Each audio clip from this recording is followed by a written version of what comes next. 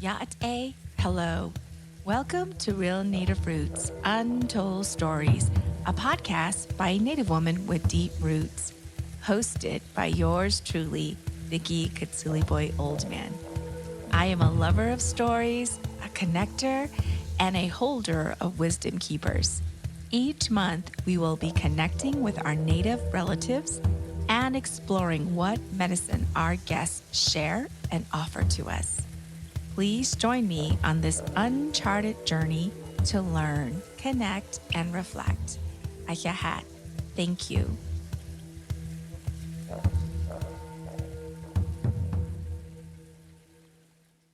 Hello, my beloved followers.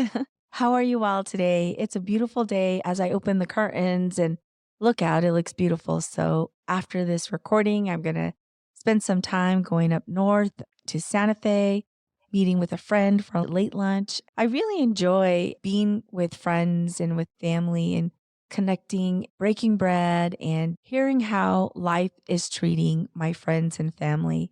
It's one of the things that I love to do. I got us a poem, and you all know who my favorite author is. It's the one and only Richard Wagamese. I love this man. I'm so sad that he's no longer writing. He left us and is in a different plane, but I'm so grateful that he shared his gift with us by writing several books. The book that I'm reading from is called What Comes from Spirit, and it starts like this. I am drawn to ceremony like earth is drawn in its circle around the sun. To begin a day's journey without a smudge, a prayer, and meditation is to lack a center. I am not a holy man or a great ceremonialist. I only know that ceremony is the magnet that draws me closer to Creator, to the grandmothers, to my essential and truest self. It doesn't have to be elaborate. Breathing is a ceremony when it is mindful. So is walking. So is looking at something that moves me. So is talking when the talk is real and earnest. Mm, I love that, especially the last thing he said, because I was just talking about that and how I love to connect with people and have deep conversations and really hear how life is treating them and just for them to feel like they're being seen, that they're important and that their teachings are important. Thank you, Richard. I know that you are doing good work in the other plane. I cannot believe this is the fifth year. It still boggles me that I've been doing this for 5 years. There's something magical about number five. I think it was on Instagram. Somebody was mentioning the meaning of five. It was saying something about it's going to be a year of change, transformation, shifting. I was like, okay, this is the year where I'm going to shake it up a little. I'm going to follow intuition. I got new merch, coffee mugs, and I got stickers and thank you cards. So I am starting to invest a little bit more into my podcast and I'm just putting it out to the universe. Maybe the fifth year is about this, is to find resources, scholarships, residency programs to really become a full-time podcaster. That would be amazing. Anyway, that's the update. At the beginning of each year, I always like to bring a beloved podcast follower who has listened to the podcast. I invited a beautiful, amazing woman who's doing so much in her community and with her family. She has been a follower since day one. She is from Santo Domingo, Pueblo, and also with the Laguna Pueblo, and also Hopi. She is a mother of four and a new grandmother. So, congratulations on that. She's worked with the Postal Service. Also, she's a great writer. If you need a grant writer, hit her up. She got her associates in business administration and her bachelor's of business administration and currently working on her master's program. So, without further ado, I would love to have you all meet our friend, Donna Tenorio. Donna, bring your voice in. Hello, hello. How's everybody doing? I hope you're enjoying this beautiful Saturday. I am so excited and so honored to be here with Miss Vicky. She is an awesome podcaster. How are you feeling? I'm a little nervous, but I'm ready. I know we've had a discussion about bringing my voice out, and we didn't ever continue to practice that. So this is just like jumping in. Hey, sometimes you just got to jump in because I think we overthink things a lot. Like, oh, what about this and what about that? And I think it's okay to do that every now and then, but sometimes you just got to jump in. So, yay, you're jumping in. Yes, exactly. Like I said, I don't want to think about it. I just want to let's just do this. Awesome. Well, Donna, I'm curious about your last name. Do you know the origin of your name and who named you? So my name, Donna, it's actually Donna Jane. I believe was a name that my father had. A friend in our community, in our culture, they pick a family, your godmother, when you're first born, and they take you to get baptized. That family names you. So once my parents asked them to baptize their children, it's all children baptized. So she's named all my siblings and me. But my grandmother on my mother's side, her name was Mary Jane. And so that's where the Jane came in. Donna Jane. Yes. Does anybody call you that, Donna Jane, or do they call you Jane? My uncle does, like people that knew, because that's how my dad called me, was Donna Jane. He will always say that. So one of my uncles, and my dad's not here with us anymore, but my one of my uncles, he always calls me that. One of my other uncles, he'll throw in the whole name because he's just so proud of our last name, Tenorio. He'll be like, Donna Jane Tenorio. Like every time I see him, And the origin of Tenorio, yeah, yes. I believe it's, descendant all the way from the Spaniards and whatnot. But there's a lot of Tenorios in different pueblos. But yeah, it's just, my father's name from his father. And your papa is from Santo Domingo, yeah.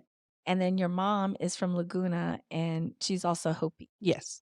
So your mom lives in Laguna. My mom lives in Olaguna, the village of Olaguna. So how did you guys manage to go back to all the pueblos? How often do you go pueblo hopping? I used to go more often, and I think it's because of my busyness now. But I was just thinking about that, thinking about different families and how I really try to stay connected with all of my families. In Hopi, I am out of the Palaka village. My grandmother was from there, Mary Jane. She had, I believe, five sisters. I only have one more great grandmother out there right now. She just turned 93. To me, she's like awesome. She's still young and Oh, she barely stopped driving, which is amazing. She retired after 50, I think it was 53 years of working at their school, their day school in Palaka. oh, so sweet. And you're from two, three different pueblos. How are they the same and how are they different? So the pueblos I'm from, Laguna and Santo Domingo, both speak the Keres language with very lightly different dialects. Maybe some can say it's more different dialects. I can understand both. I have to really listen on my Laguna side to understand the full information that's being spoken. And then in Hopi, they speak their own Hopi language, which is really hard. I mean, I know like thank you and which is esqueli. We have a running joke because we went to a wedding once and me and my aunt were sitting there and I thought our weddings in Santo Domingo were huge, but Hopi was crazy huge. They brought truckloads of bread and flour. And in the home that we were at, they kept saying thank you constantly, which was Esqueli and Kunana. Also, in their villages, they have different types of dialect of their language too. The languages can be similar in each community, they are a little bit different. You were talking about the Hoping Yes. wedding. So I'll tell you, one time my mom got invited. I think I don't know, in middle school. We had no clue what to expect. We were just there. And they had literally a mud fight. Yes. Those are so scary. mom was like, "My clothes," it was just it was crazy. We had never seen anything like it, but that's quite unique. For Yes, sure. it is. When I was very little was the very first time, and I was terrified. I didn't know what was happening. And then later on with this, I think it was probably about 10, 15 years ago when we were out there again. So the girl is responsible for the ceremony of like the bread, the donuts, the baking. The husband is responsible for all the meats, the stews, and all that. So our family was helping out, and I really wanted to learn how to make piki. Mm, And piki is called paper bread, which is finely ground blue corn, which is put over a very, very hot stone. And right when it was going to be my turn, we had got a call of an emergency back here in New Mexico. And so I never went back and learned. So that's one of my to dos. that's on your bucket list. That's on my bucket list. It's a beautiful art. I've seen videos where the hot stone and they literally have their hand on it. I mean, geez, I have kitty hands. I don't know if I can do that. Exactly. It's a challenge for me, but I still want to learn. Good for you. Well, I'll be a tester, so whenever you're ready. So you're a new grandma? Yes. Not only Donna Tenorio, and I used to be like, "Oh, that's my children's mom." I sometimes you lose your identity and you're just like the mom. But now I am proud to say I am Kamari Sky Rain's grandmother. Oh, beautiful name. Yes, beautiful name. Kamari means moon or moonlight. Her grandfather on her dad's side is Red Sky, so that's where she got Sky from. And then again, she was baptized in our pueblo. And so when they took her to the church, again, it's more or less like tradition that the godparents give her a name and they came up with Rain. So she got Kamari Sky Rain. That's a beautiful name. Congratulations. Thank you. People always tell me when they become a grandparent, it's a whole different feeling. Oh, it is. I always heard that too. I don't even think I can describe it. Pure bliss. Mm. And that's closest to what I can describe. Becoming a grandparent is like when you want to learn what pure bliss is and unconditional love. That's my granddaughter. Congratulations. Thank you. So happy for you. I am excited about hearing about your program. It's the OU Master's Program, Indigenous Law for Non-Lawyers. And you're going to be graduating this December. How exciting. Yes, that was another thing that I basically just jumped into. I went to UNM for my bachelor's in organizational leadership, the Anderson School of Management, and that was very tough. It took me a Mhm. long time because I was working full time, but I finally reached that goal in the summer of 2020. So I did want to take a break and I didn't really think I was going to go for my master's. I kept seeing this on social media, this program coming up, the University of Oklahoma, OU, and it is Indigenous law for non lawyers. So I heard one of my colleagues, she was in the program. And when she graduated, is when she was telling me about it. And also, her husband, Governor Lujan, had told me, I've learned a lot just by being a bystander. He goes, I think you should just really look into it. So I finally jumped and registered. Law has always been intriguing to me, but the content of it being particular to natives and indigenous people, not only in the United States, but around the world, and then knowing that history of how indigenous law almost created the US law. And that is really intriguing to me. Oh, thankfully I got all A's because, I'm just one of those people that can't get a B. It's really intense and really fast because there's so much that you want to really dive into, but then you have to go back and know that you have to meet deadlines. One of the biggest things for me is digesting the information because of how feelings can come up. You get sad, you get mad, you get just frustrated, and there's nothing you can do about it because it's history. So half of the battle is digesting it, taking it in, getting over your feelings, looking at what the assignment is, and then writing professionally about it. That in itself is just like a big challenge for me. I feel for myself that this knowledge just makes me a better person. And knowing our roots, knowing history, real history, is just nourishing. Yeah, I'm so proud of you. Always hand it to women who are going to school, working full time, and also as a parent. I know that you are a dedicated community member when events are happening and feast and ceremony. You're there helping. So kudos to you. I'm really proud of you. Thank you for sharing about that. Are you excited about 2024 and what it's going to offer you? I feel like at this time, and I am in my 50s, so maybe that's why it's special with this whole number five being special and ready for transformation, as you spoke in the intro. I really feel that your podcasts are very nourishing. And I feel that's where I'm at in my life is that Mm. I just wanted to nourish myself in not only food, but health, family, relationships, education and knowledge, knowing your history, knowing your background. And not only for myself, but to share that. Oh, it's so beautiful.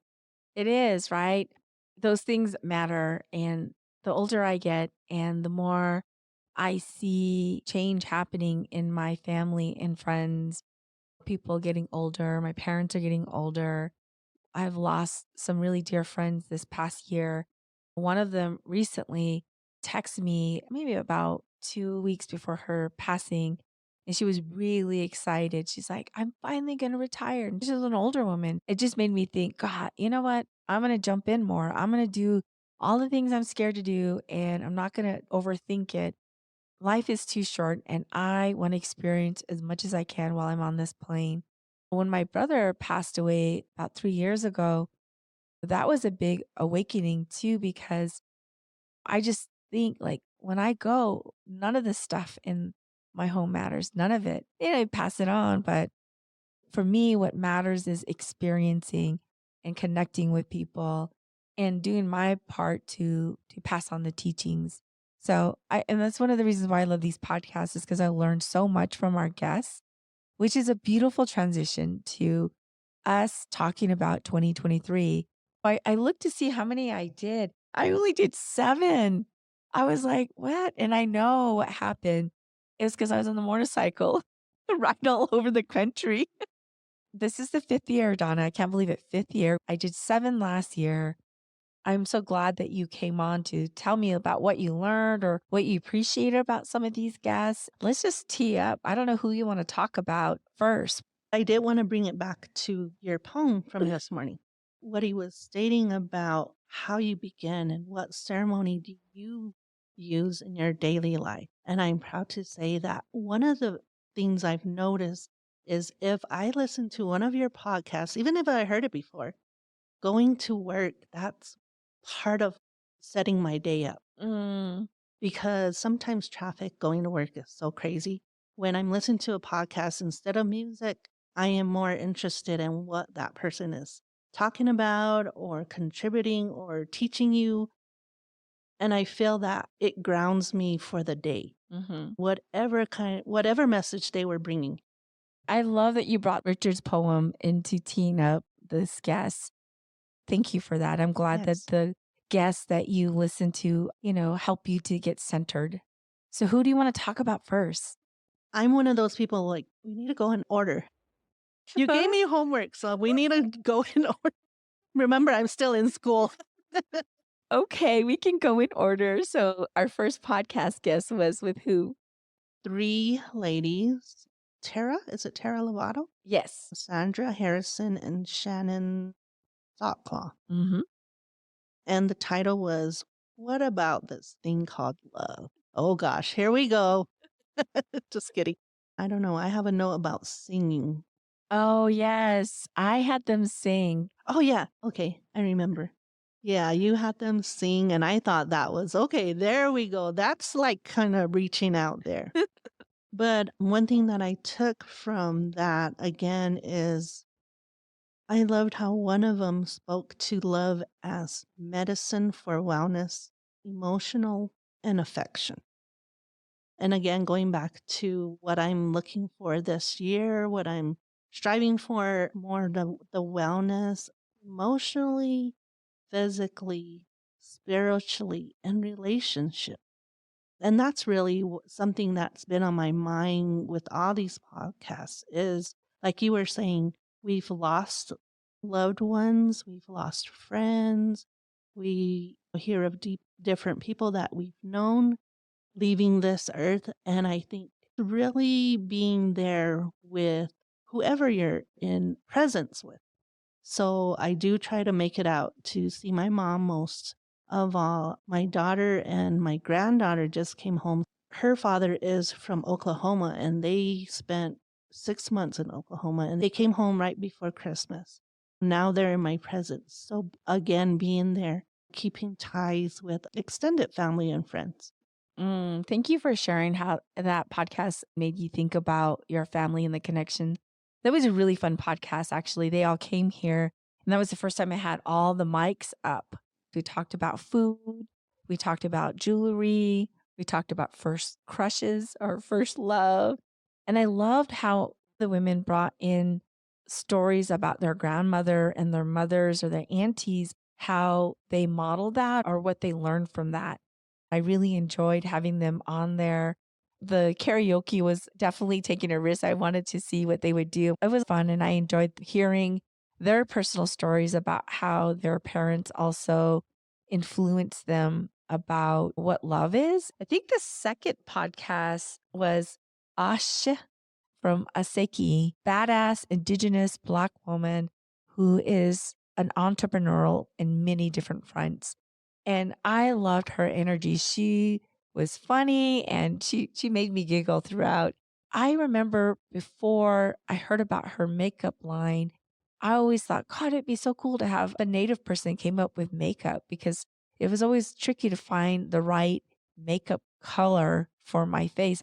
I appreciated her big energy, definitely a visionary. She's a great personality. What did you think of her?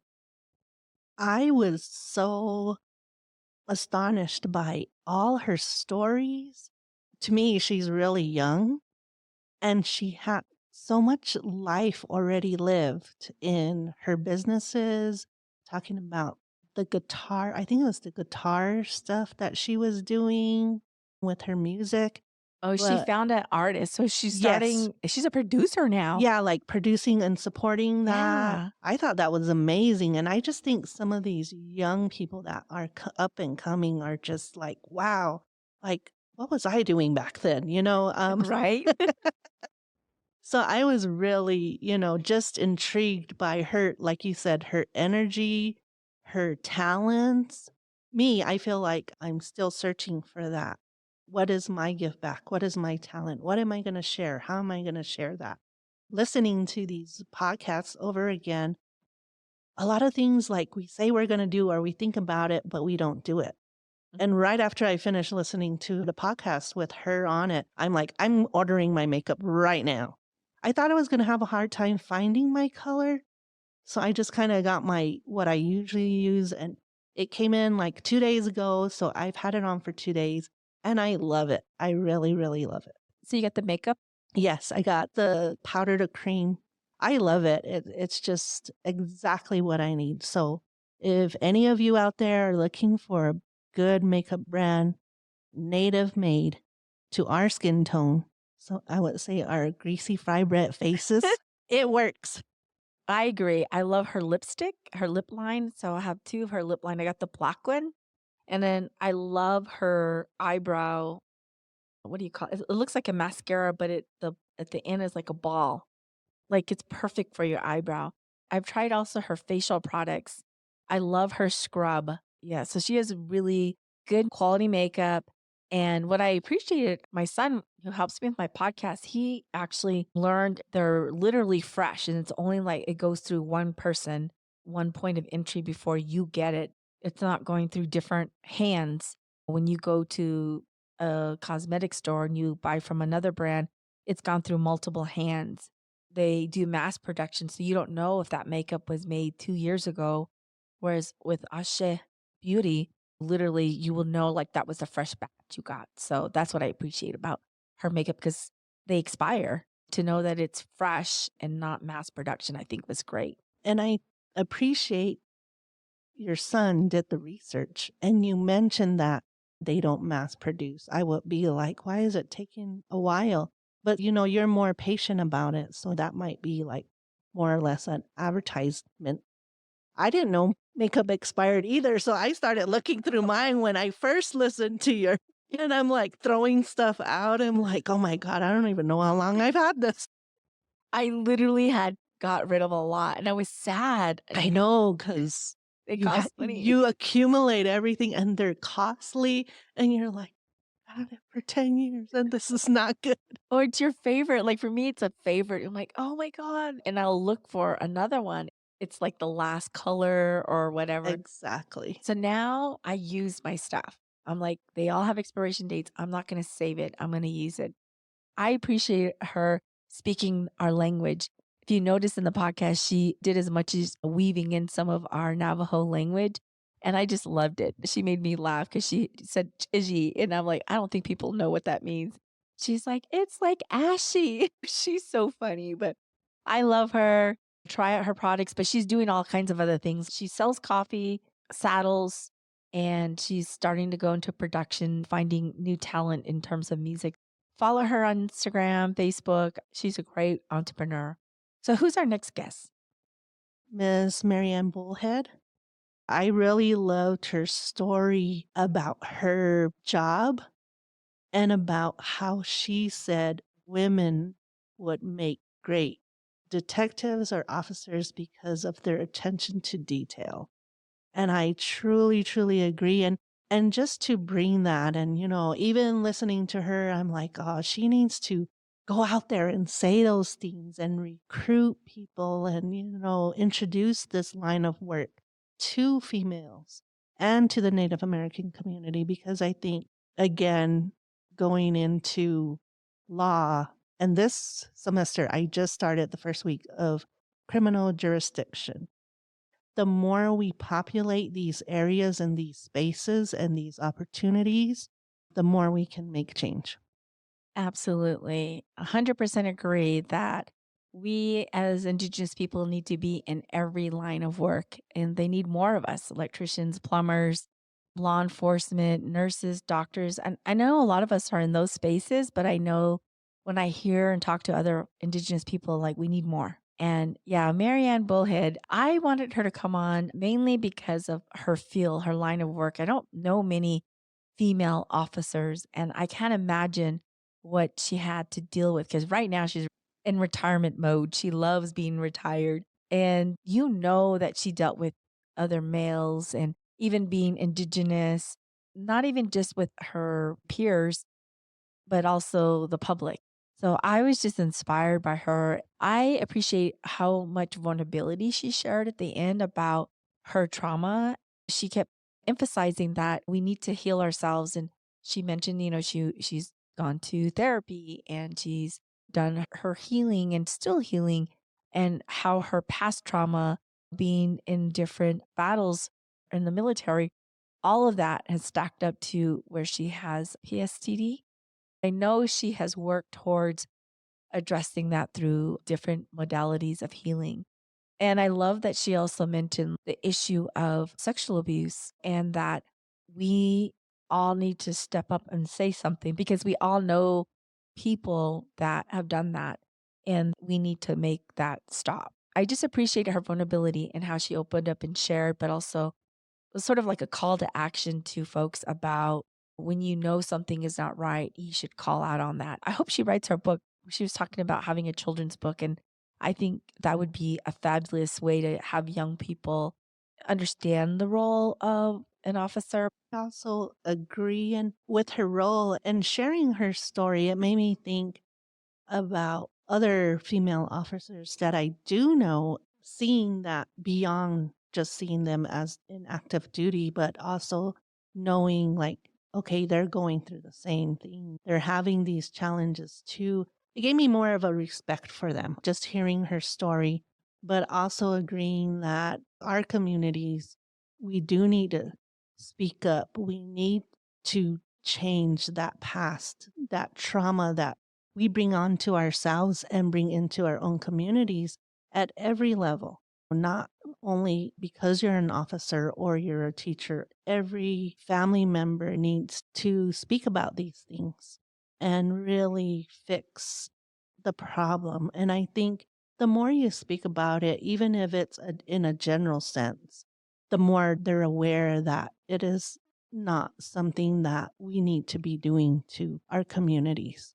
I'll speak for myself. The older I get, the more courage I have to just have hard conversations. I'm not afraid to like, oh my God, what's that person gonna think about me?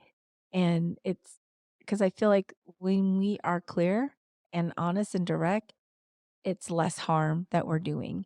I feel like we as a society need to work on having hard conversations, but in a gentle, graceful way.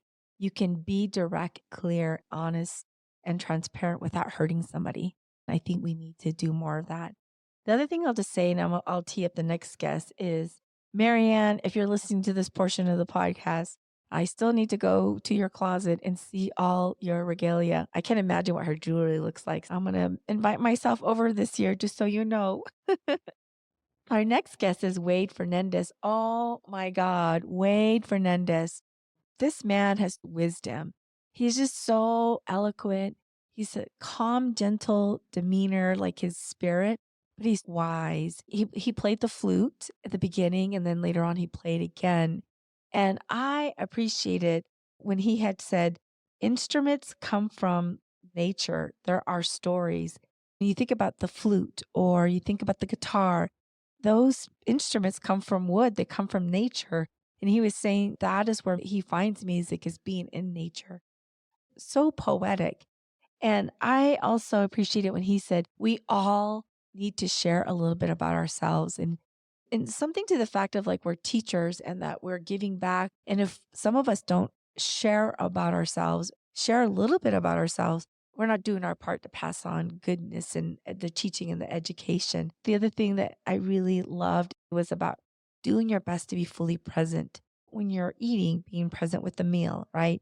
When you're with a friend, being present with a friend and not get distracted with the phone and try to be fully there with that person. I could listen to him again and again and again. I listened to him on the road, and I think that's one of the times where I did make that choice to really show up and be present.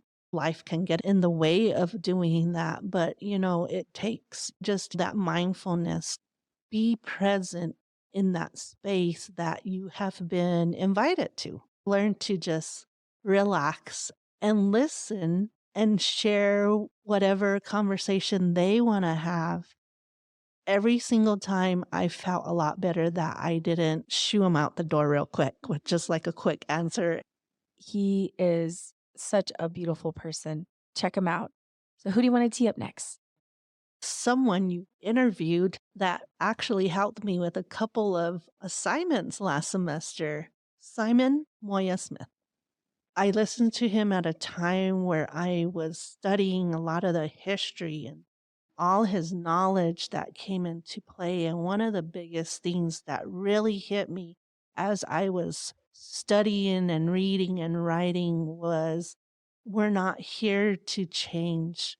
What is it? We're not here to change The narrative we're the here to narrative. correct. We're here to correct it. It just hit me like that's what I'm studying and why I'm studying it.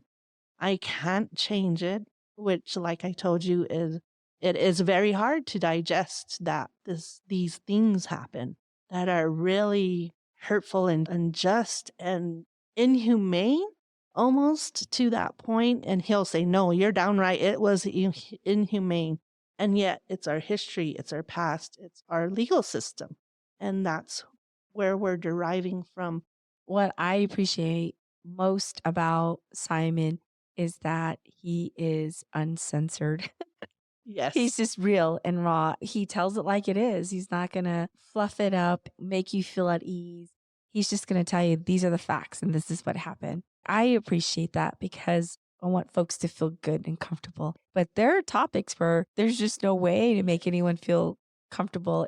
When I met him, he was saying, "You either like me or you don't like me." And I was like, "Okay." Then I start researching, hearing him on different platforms. And then I'm like, "Oh, I see." And he seems like he would be intimidating. I was like, I know he's not intimidating. I just know in my core. And we got to know each other. That was also the other angle of doing the podcast is I wanted people to know his story. He's human. He's a son. He's a grandchild to a beautiful grandfather that he's funny as hell and he likes tacos and he's human. I wanted people to see that side of him and to also let people know beyond being a journalist, he's an artist as well. I just appreciated Simon having him come on, giving the simple podcaster a chance. And now, like, I see him everywhere and I follow him still. But I am just so happy that he came on. And I'm glad that you are learning from him and use some of his articles and his work into what you're studying now. That is amazing. So, Simon, shout out to you. All right, our next guest, Brian and Molina. Oh, I loved interviewing them. They were so cute. They were. And with that story, it just led me to think about my granddaughter. My daughter went to IAI, and that's where she met her boyfriend from Oklahoma. That's how my granddaughter came about. Just listening to how they treat each other, how they talk to each other, how they talk about each other. I'm still like intrigued by these young people and how mature a lot of them are. A lot of my colleagues and dear friends are younger than me. My daughter always says, "You always still my friends." I just meet them in other realms of my work. But yes, my youngest daughter and her boyfriend met at IAIA. She's back up there. She wants to get her art degree and become an art teacher. She's back in school, and baby Kamari is 7 months. So it's a good time. But that couple, I really enjoyed just listening to their story because it was like a native love story. I love reading love stories and listening to the podcast. I was like, there is a native love story right there. Yeah, I loved Brian's story in terms of him sharing that he was adopted, how his wife Melina helped him find his family. I also appreciated him sharing how Melina supported him during a time when he was grieving, the values that they have for each other. And Melina, she's so sweet. She's an amazing artist as well. Both of them are artists and their own art form. And I love how they support one another. But Melina is just so creative, so gentle, so kind. And I love how she described her family. She's like, yeah, we're just all loud and we're always teasing each other. And it's taking a while for Brian to kind of get used to our family. And it just made me envision like a typical native family. We're always poking at each other and teasing. And that basically means they love you, right? Also, bringing art as a form of healing. We all are artists. I had a couple of friends of mine who are also adopted. They said they really connected with that story because it's like almost trying to find your roots again. It's like this piece that was found. I just had a conversation with a colleague about her relationship with her mother. Her mother lost both her parents when she was very young. A family in the Midwest raised her. We just talked about how that whole situation may be a reflection on their relationship. That's another thing that a lot of people don't talk about. I don't know what it is, if it's like shame of not being raised by your own parents or that this thing happened. But yet, it's happened to a lot of people that I know. And I do believe it's just finding that root we as maybe all people, but indigenous people need to go forth and grow, even though, like he was saying, I wasn't ready for it, but he was, and he didn't know that. And everybody else was excited for him, and it was just strange for him. So sharing that and how it feels if you're that person. Yeah, for sure. So, our last guest for the year. And she called her like the queen bee of Native economic development. I don't know how long ago Dapple was. just the part she took play in that, in almost reversal of economic development, getting these huge businesses to back out of supporting that and showing people you're going to lose money if you keep supporting this was like using that knowledge in reverse to protect our land. That was amazing. The guest we're talking about, her name is Rebecca Adamson. Rebecca, you're amazing. She is, and she is, like, brilliant. Just she's brilliant. I would say, like, a visionary. She gets things started. Once things are in place, she hops to the next thing. The one thing I appreciated about her, because I asked her a little bit about leadership too. She says, "I never really see myself as a leader." She says, "I do my best to just" she'd even use the word mentor, but just sort of assist and help and give what I can, and then I move on. Like, she really believes in the next generation. She feels like we're in good hands with the young people in terms of, like, how smart they are, how quick they are to really catch on. And she right now is, like, doing all this work in investing, looking at creating portfolios. If you're, like, in the investing world and you're, like, into economics, you need to listen to this podcast. How all this work that we do is really value based, indigenously value based, that we are about reciprocity, about giving back. There's a video out on YouTube where she shared a map of how, the folks in Alaska, the indigenous people there, when they hunt, they distribute the meat to all these villages, and they show how that distribution is like a ripple effect. When we share, it feeds literally all these villages. And then they did the same thing with like money, and then it didn't go as far. Her sharing that analogy of like, we've been doing this for a long time. This country is really based on greed and self. It's a really good podcast. I listened to it at least 4 times. I really wanted to take notes. I would highly encourage you to listen to at least 2, 3 times because you're going to miss things. And so when you listen to it again, like, oh, I didn't hear that. I would recommend that for all these guests. It's good to listen to the first time, but you listen to it again, you will hear something you didn't catch. Yes, exactly. I think I've listened to her 3 times now. Every time she intrigues me. I consider myself a little bit like her, like how she said, "A lot of people don't like change, but I need it." I am like that. I need that change or to grow, and also that I'm here to assist people in their talents with sharpening their tools in their tool bag and giving them knowledge or insight of what I've experienced in any of my journeys and my careers and my education. And she, in her space, talking about visa and how that giving back. And also, one of the things because of my new granddaughter, I can remember, I think she said it was a Choctaw toddler that was made. And that I thought was really special, especially for a young child or toddler to, when they learn to walk, what are you gonna do with your walk? Is you're gonna give, you're gonna give, you're gonna how special is that?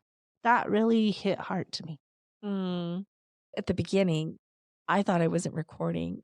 Oh, yes, I was and she said, "You were still on that bike," and I know exactly what she meant, and I laughed, I did. I was laughing, and I was like, "That is so Vicky on that bike." I was like, "Should I take that out?" She made me laugh though. She's like, "We're still on that bike." I'm like, "Yeah." In other words, I'm moving too fast. That made me laugh. I loved her song, The Gambler. Oh, yes, that was perfect That was for so her. suiting for her. Yes. Well, She's amazing. I really love listening to the podcast. Again, Vicky, I think these podcasts are nourishment for me. I think probably for a lot of your listeners, there hasn't been that space. Like we say we need to have these conversations. This is part of your giving back and it is truly a blessing and nourishment for your mind, for your spirit. And I truly am honored that I know you. I've been just like spreading the word. I have this friend that has, if something's triggered by they're talking about something and I just like really advertise your podcast.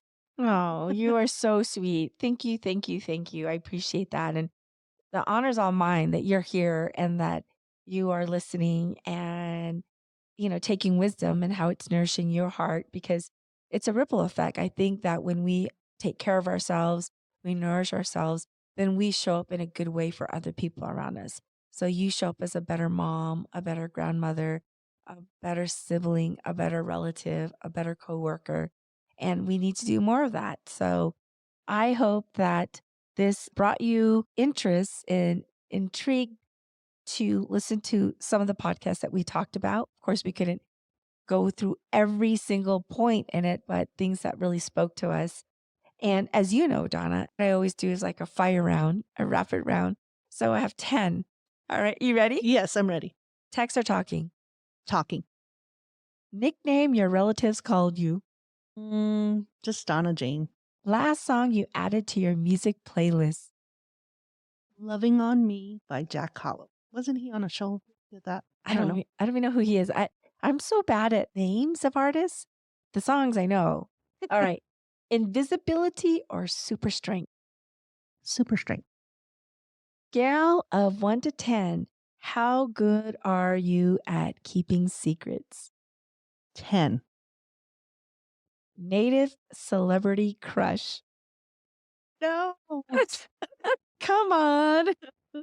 James Jones. Okay. I was going to say, he was on your podcast. He was. He was great. I know he was. That was a good one too. Say a word in Spanish. De nada. Favorite native movie or show? Geez, I can't think of it. I know. I can't. I just blanked out on the name. It's with, oh my gosh, I can't think. I have to come back to that. Okay, I'll come back to that. Do you have a bucket list? Not really. And number 10, do you believe in love at first sight? Yes. Okay, did you come up with the movie? You know the one with the guy with braided hair and his glasses? Smoke Signal? Smoke Signals. Jesus, I just couldn't think of it, the name of it. Sorry. It's funny because I was thinking, I'm like, what is mine? I'm like, God, it's always, that was the first one that came to my mind. It's like, I like Smoke Signals. Because we're always like quoting different things. Those are my 10. So, last words to our guests. One of the biggest medicines, I think, and you've talked about it probably in almost all of your podcasts, is listen. And listening with intent or listening with your heart. So, listening and going back to Ms. Adamson about facet strategic planning, and all it was I just want to listen.